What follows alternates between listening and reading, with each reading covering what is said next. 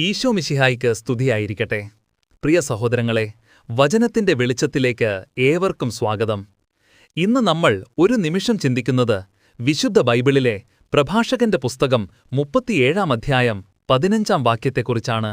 വചനം ഇപ്രകാരം പറയുന്നു: സർവോപരി അവിടുത്തോട് പ്രാർത്ഥിക്കുക, അവിടുന്ന് നിന്നെ സത്യത്തിന്റെ മാർഗ്ഗത്തിൽ നയിക്കും.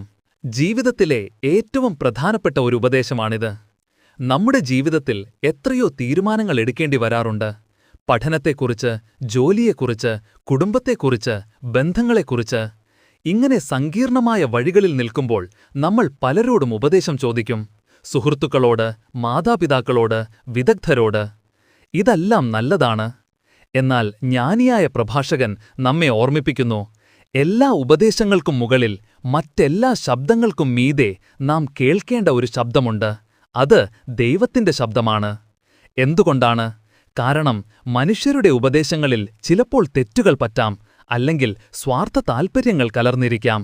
എന്നാൽ ദൈവം നമ്മെ നയിക്കുന്നത് എപ്പോഴും സത്യത്തിലേക്കും നമുക്കേറ്റവും നന്മ നൽകുന്നതിലേക്കുമായിരിക്കും. സർവോപരി അവിടുത്തോട് പ്രാർത്ഥിക്കുക. നിങ്ങളുടെ ജീവിതത്തിലെ ഏത് ചെറിയ കാര്യമായാലും വലിയ തീരുമാനമായാലും ആദ്യം ദൈവത്തോട് സംസാരിക്കുക. കർത്താവേ, എനിക്ക് ശരിയായ വഴി കാണിച്ചു തരണമേ എന്ന് ആത്മാർത്ഥമായി അവിടുത്തോട് ചോദിക്കുക. അപ്പോൾ അവിടുന്ന് നിങ്ങളുടെ ഹൃദയത്തിൽ ശരിയായ ചിന്ത നൽകും, അല്ലെങ്കിൽ ശരിയായ വ്യക്തികളിലൂടെ നിങ്ങളോട് സംസാരിക്കും. നമുക്ക് പ്രാർത്ഥിക്കാം.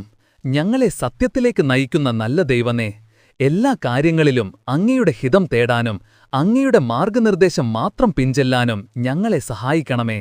ആമേൻ.